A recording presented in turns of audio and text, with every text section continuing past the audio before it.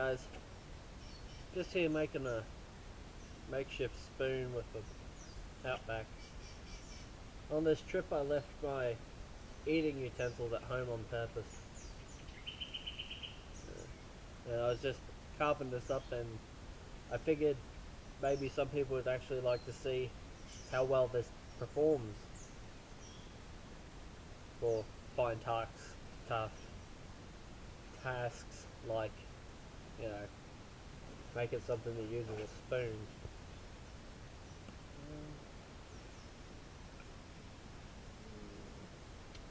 I'm going to decide which end of this I want to use.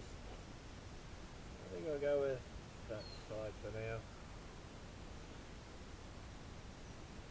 Now, a lot of people say that a large survival knife, I should probably be talking to the camera. A lot of people say that a large survival knife or a large wilderness blade is no good for fine carving tasks, and I tend to disagree. Personally, I think that comes down more to the blade's profile and its edge geometry. So, it's really only the fine stuff, I reckon, so like the last that much or so much of the blade is really what really has the most impact, not the overall size. Because, well, it's only the parts of the knife that contact with the material that are going to affect it. Now, if it's a really wide blade, then yeah, if it's too much of a wedge shape, that's going to have some problems. But I mean, this is like an 1/8 of an inch thick. It's not that bad. I mean, I've carved spoons and stuff before with my modified paratrooper really easily. But that's because well, for one, it's a much narrower blade. I think it's only like between 3 or 4 millimeters thick, and has, well, I've convexed the edge on it and put a really nice edge profile on it, so it handles those kinds of tasks very easily. Even though it is quite a considerable sized knife, the blade is over 10 inches long. But, well, even if you don't believe me, I've got videos of me carving a spoon with it. Although I'm just, you know, betoning this a little, not trying to go too hard.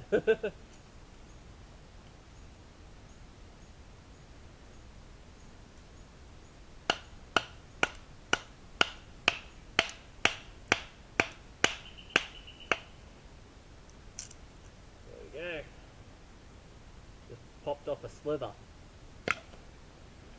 and that will become my spoon.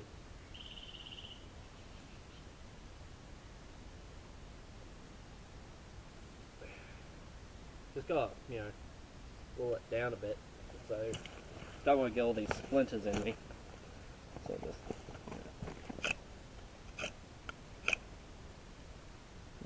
grain runs the other way.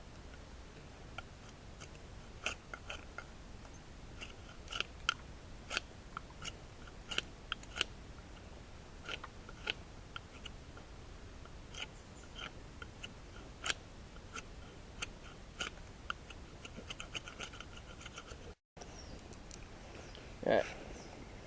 Sorry guys, the battery went and died on me. But just taking off some of this bark, and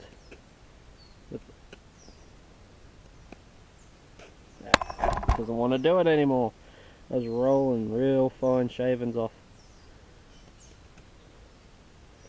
If it wasn't so damp out, these would probably make an alright feather stick. Even no, they're probably not. Oh no, I got set the distance. Just a sec.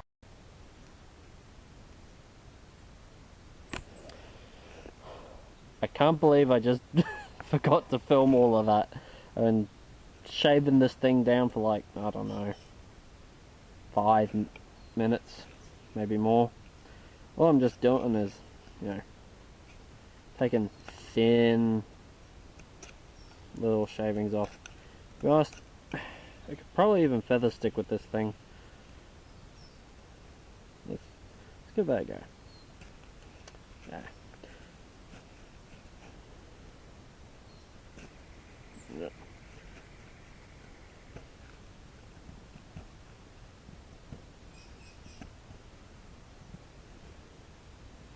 Well, it's curling real. Look at that. Really thin bits. If it wasn't so damp, I'd probably use them. Oh, it is really damp out here. It's been raining for about a week, so oh well. But plus, I'd want them longer if I was really going to do a feather stick. But this is my spoon. I'm not. I'm not using it as a fire starter.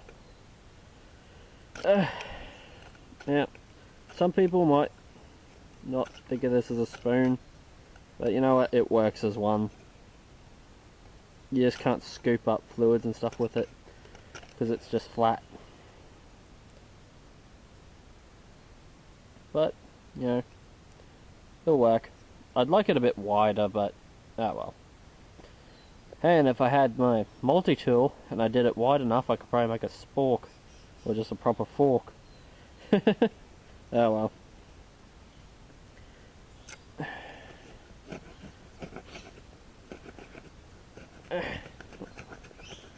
Like I said,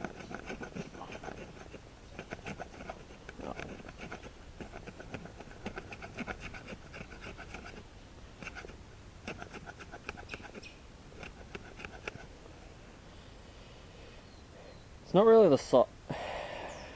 You can do fine tasks with a large knife, but I really think the problem with a large knife for small bushcraft tasks like carving fine things, it's not so much the size, but it is the edge geometry and edge profile. See, I got videos out where I can just pump out something that I can use as a spoon, no problem, with my paratrooper. And that's got a 10-inch blade. I think the blade length on this is 11 inches. But it's not the length that's the problem.